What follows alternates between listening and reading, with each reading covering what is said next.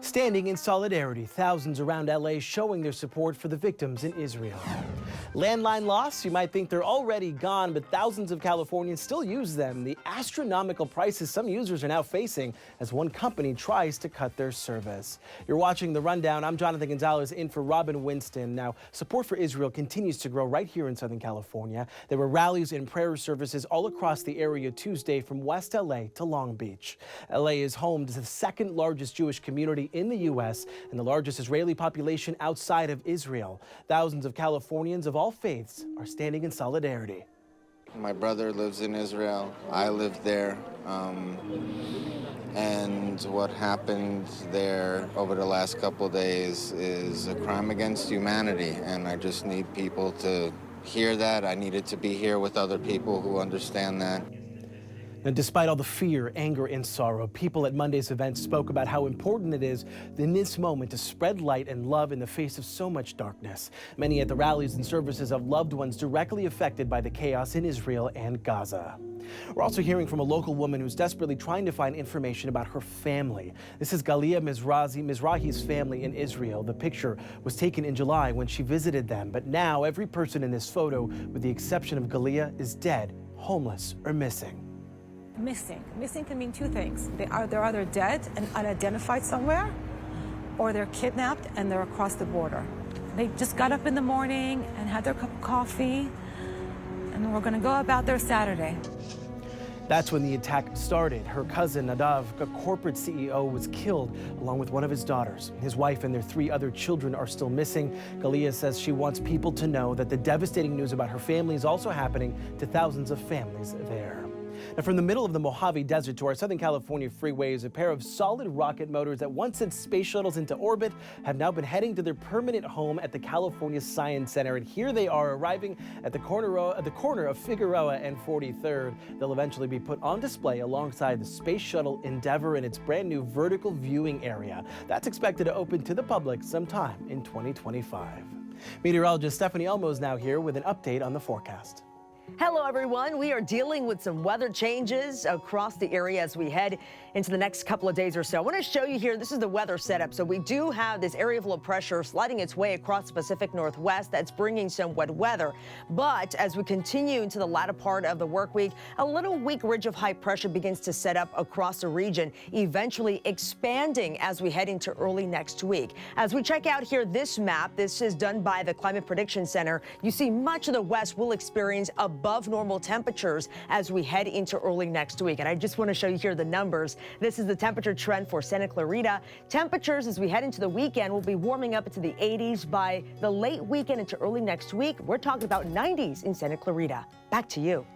After a year of silence following leaked audio racist remarks, former LA City Councilman Gil Sido is now talking. The exclusive interview with our sister network Telemundo comes days after Sido and City Councilman Kevin De Leon filed lawsuits separately against the people believed to have secretly recorded that conversation.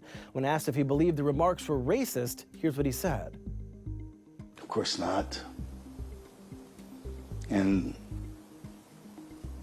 I think what's more important is, do people in the community believe that? And as I've said, I know, and I've checked, because I have a rich and long history with the African American community. And they know that, and they told me I did not. Sido characterized the recording as illegal, and he insists that the entire controversy was part of a plot to oust him.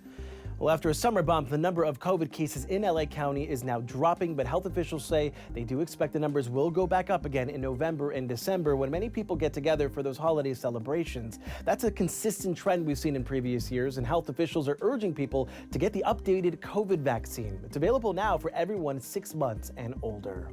Lead negotiators for SAG-AFTRA and the Hollywood studios will plan to return to go back to the bargaining table. The two sides are looking to resolve a labor standoff that is nearing its 3rd month now. Some of the demands the actors union are fighting for include better pay and working conditions and contracts that include protections against the use of AI. The talks are happening as Hollywood writers just ratified their new contract with the studios.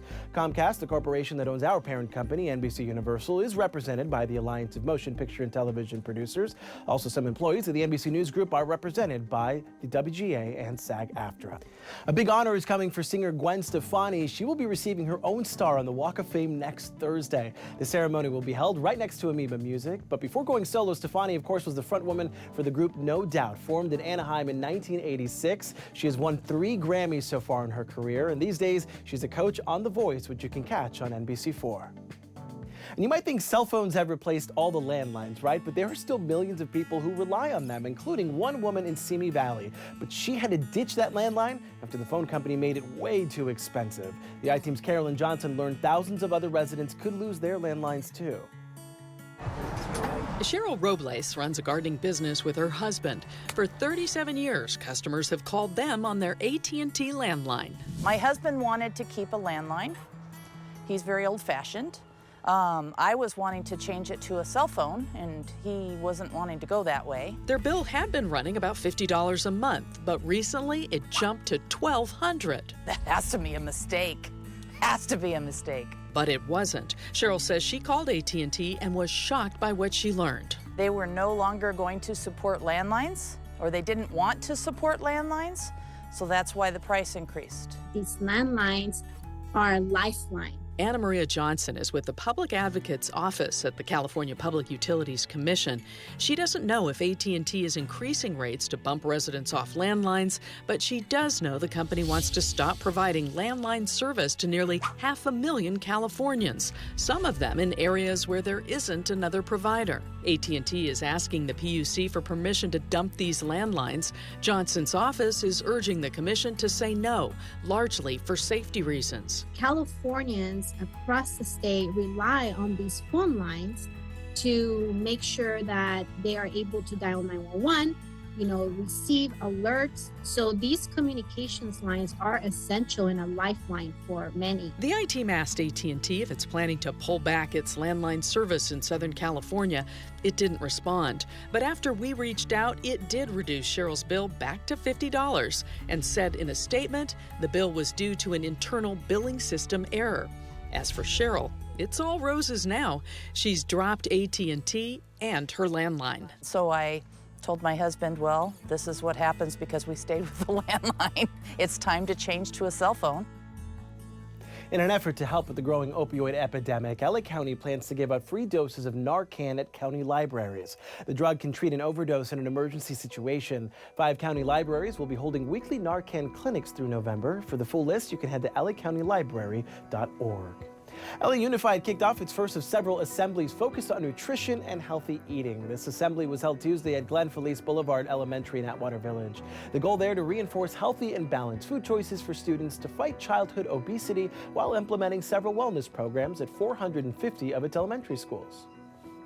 But in addition to addressing food insecurity, we're teaching students and families that there is a better way of eating.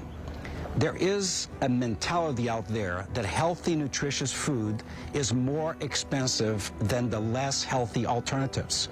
We need to change that. The district partnered up with the national nonprofit Common Threads, which provides hands-on cooking and nutrition education classes. And some good news to share from a story we brought to you last month. The South LA father and his young daughter are starting a new chapter in their lives at a new apartment thanks to the generosity of our viewers. Jose Carbajal was robbed a few weeks ago right in front of his daughter when a group of men attacked him while he was selling shirts near Broadway in Manchester. But after our story about the robbery aired, a GoFundMe account raised more than $50,000 for his family. Es de esas formas que Dios sabe cómo obra y God only knows how he turned this bad situation into a blessing, which we still can't stop smiling. You just heard our reporter Christian Gasadeter translating. He tells us Carbajal is very grateful for all the support he and his daughter have received. This week, the LA Unified School District is providing lesson plans to coincide with National Coming Out Day and the LGBTQ+ History Month as well. District leaders say educational opportunities will be available for elementary school students all the way through high school. Those include an activity called an identity map that encourages students to engage in discussions surrounding identity. There is also an option to learn about influential members of the LGBTQ+ community. Given the mean-spirited attacks across this country on kids, their families, and our teachers who identify as LGBTQ+, this year it felt different. And I wanted to make sure our community felt supported and safe. Parents are allowed to have their students refrain from participating in the lessons and activities. If they have any questions at all, they're being urged to contact their child's school or to talk to their teachers directly. If you want to try out a driverless taxi, free rides will start Wednesday in Santa Monica. The driverless cars are from a company called Waymo, which is owned by Google's parent company.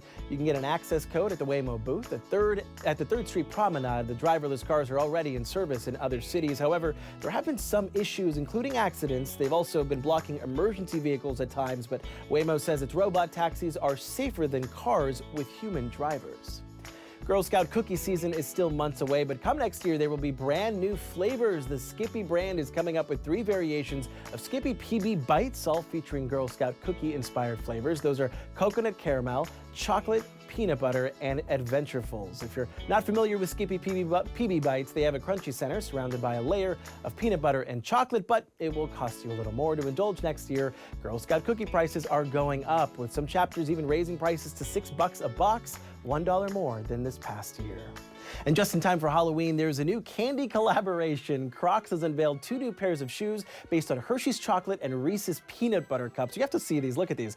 Both limited edition pairs are decked out with the logos, of course, and the colors of the candies. Crocs also released a set of themed charms to adorn your shoes. These are unbelievable. The Hershey's pair retails for $65. The Reese's ones are selling for $55. They are available in adult and kids shoe sizes on both Crocs and Foot Locker's websites. Remember, you can always get news and weather updates on the NBCLA app and our website, NBCLA.com. I want to thank you so much for watching The Rundown.